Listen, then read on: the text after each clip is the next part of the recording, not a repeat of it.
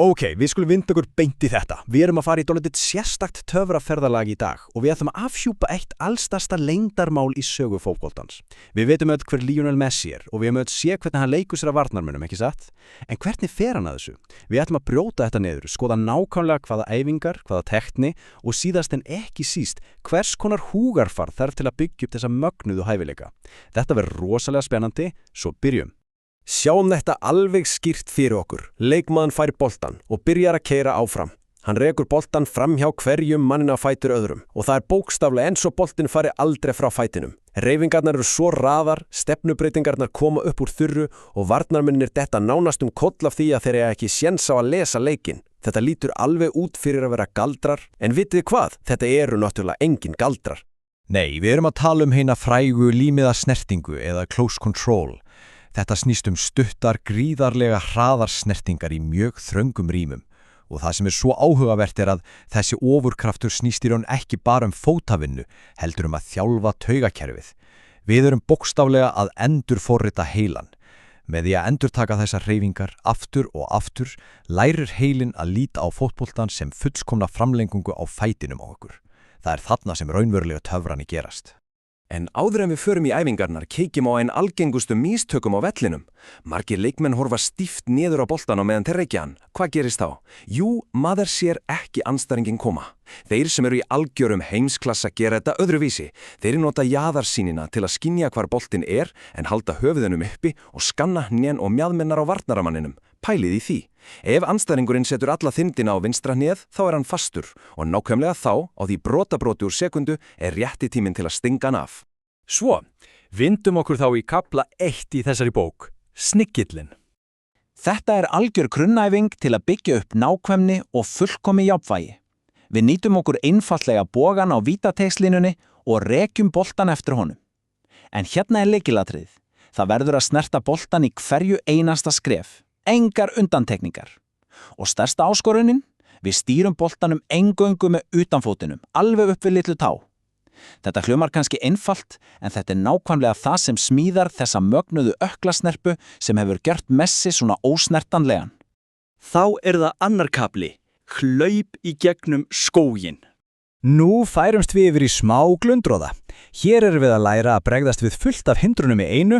Við dreifum svona 10 til 15 keilum eða bara vassflöskum á mjög lítið 5x5 metra svæði.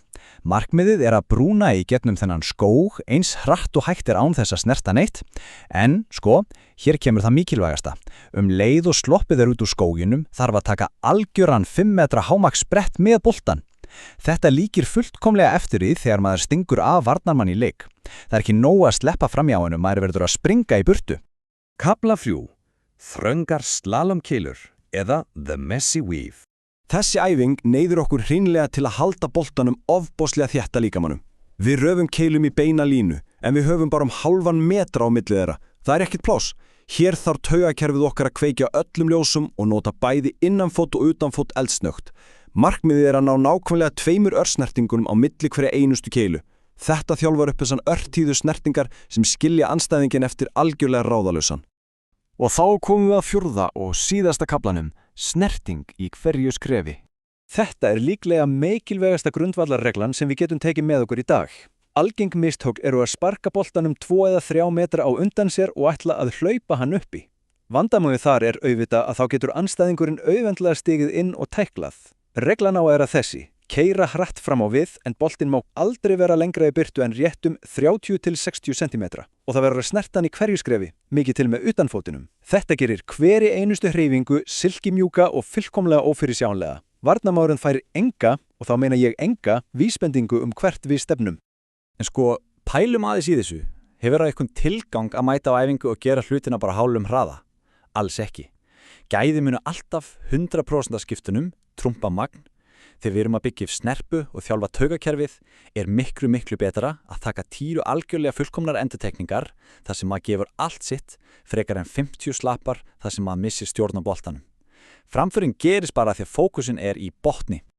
Og til að þetta heppnist allt saman þurfum við að kíkja á líkansbeitinguna. Lágur þyngdarpunktur algjört lykilatrið, hnén örlíti beið og við verðum að vera á tánum. Við erum aldrei á hælunum. Við viljum vera mjók í ökklunum, kvik eins og sporðrekar á vellinum, alltaf í fullkomnu jafnvægi þó það sé pressa frá mörgum mönnum.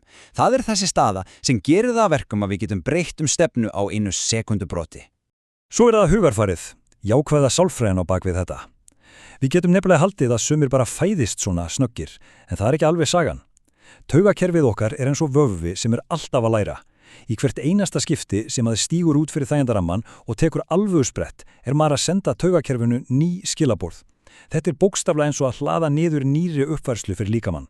Við verðum alltaf æðisbetri og hraðari í dag en við vorum í gær. Hversu frábært það?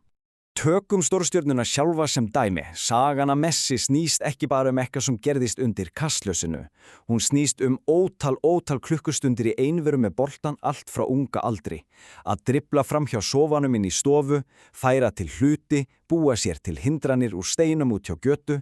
Þetta snýst að elska leikinn svo takmarkaðlaust mikið að lokum renna maður og boltinn bara saman í eitt. Boltinn verður algjörlega órjúfanlegur hluti af þér.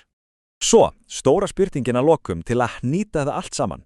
Erum við tilbúin til að skapa okkar eigin töfra á vellinum, að sýna þetta hugrekki, vera óhrædd við að gera mistök og bara finna þessa einlægu leikgleði? Ef við tilengum okkur þessar æfingar, þessa stuttu en kröftuga snertingu og gleðina fyrir leiknum, þá eiginlega pottþétt að varnarmenninni munu eiga virkilega erfiðan dag. Svo, hvernig verðum við að grípa boltan og láta þetta magnaða ævintýri bara byrja?